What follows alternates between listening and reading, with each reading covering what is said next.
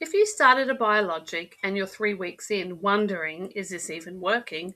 You're not alone, and you're probably right on schedule, even though it feels like nothing's happening. Hi, I'm Kate, and today we're talking about the actual timeline for biologics, how long they really take to work, what you should expect week by week, and why that gap between starting treatment and feeling better can feel so impossibly long. So, this matters right now because unrealistic expectations are one of the biggest reasons people lose hope and stop treatment before it's even had a proper chance to work. When my son started his biologic, I remember week 3 vividly. He was still having symptoms, still exhausted, still struggling, and I kept thinking, is this doing anything? Should we be seeing something by now? As a naturopath, I knew intellectually that biologics take time, but as a mum sitting beside him, watching him suffer, that knowledge didn't make the waiting any easier. And I see this with my clients all the time. Someone starts Humira or Stelara, and by week 2 or 3, they message me saying, it's not working. Should I be feeling better by now? Maybe I'm a non responder. I don't think it's working. The anxiety of not knowing if you're on the right track or if you're wasting precious time on something that won't help you is completely real and completely understandable. Here's what most people don't realize. Biologics work on two completely different timelines, and we often confuse them. There's symptom relief, the stuff you can feel day to day. Less pain, fewer bathroom trips, more energy. And then there's mucosal healing, what's actually happening inside your gut that you can't see or feel, but that shows up on scopes and in blood work. These don't happen at the same speed, and that's where the confusion comes in. You might start feeling a bit better at week 4, but your intestines are still inflamed. Or you might not feel much difference at week 6, but your CRP is dropping and your gut lining is starting to repair. Working doesn't mean you wake up one morning and everything is fixed. It means gradual, layered improvement, and different markers improve at different rates. The other thing people don't realize is that loading doses and maintenance doses serve completely different purposes.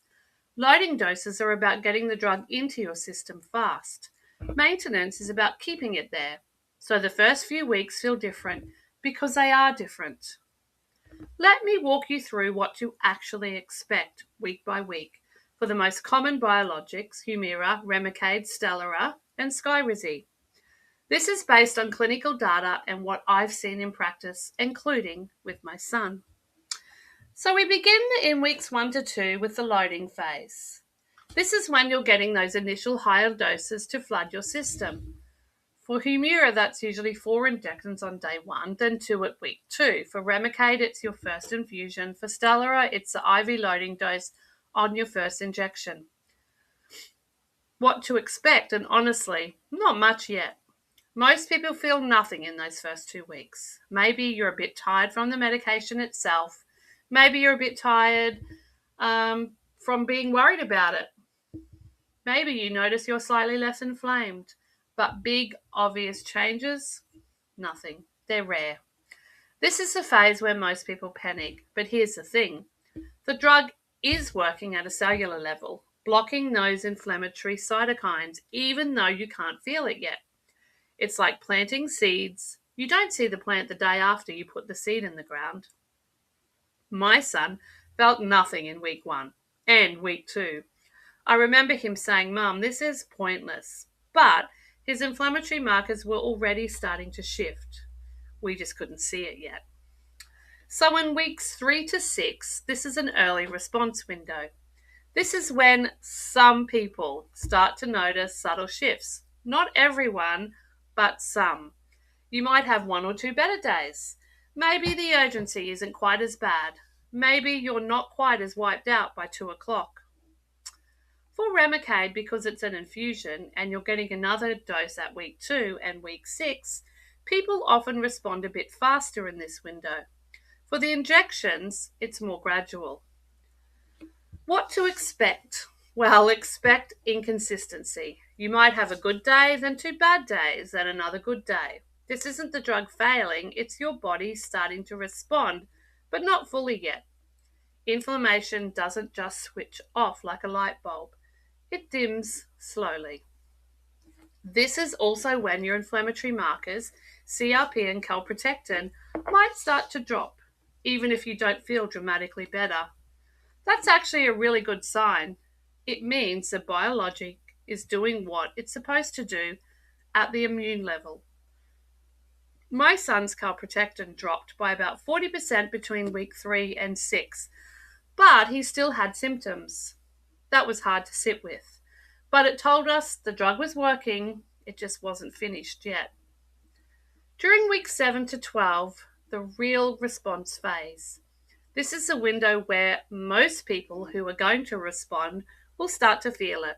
Not everyone's in remission by week 12, but you should be seeing clear, consistent improvement. By now, you've had several maintenance doses. The drug is at a steady level in your system, and your gut has had time to start healing, not just calming down. So, what can you expect? More good days than bad, symptoms becoming less intense and less frequent, energy starting to come back. You might also still have flares, but they're shorter and less severe. Blood work should be improving. For my son, week 10 was the turning point. That's when we could finally say, okay, this is working. He wasn't perfect, he still had some symptoms, but the trajectory was clear. He was getting better, not just holding steady.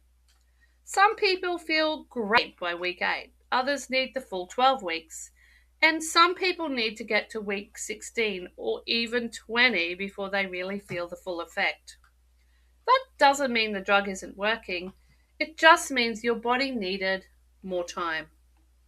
So, beyond 12 weeks, maintenance and mucosal healing. Here's the thing most people don't realize: symptom relief happens faster than mucosal healing. You might feel 80% better by week 12, but your gut lining might still be healing for another 6 to 12 months. That's why gastroenterologists often want to scope you around the 6-month or 12-month mark. Not because they don't believe you're better, but because they want to see what's happening underneath. Mucosal healing is what keeps you in remission long term. So, what to expect if the biologic is working? Well, you should be in a stable place by 6 months. Symptoms are manageable or gone. Energy is back. You're living your life. Blood work is normal or near normal. But this is also when people get complacent.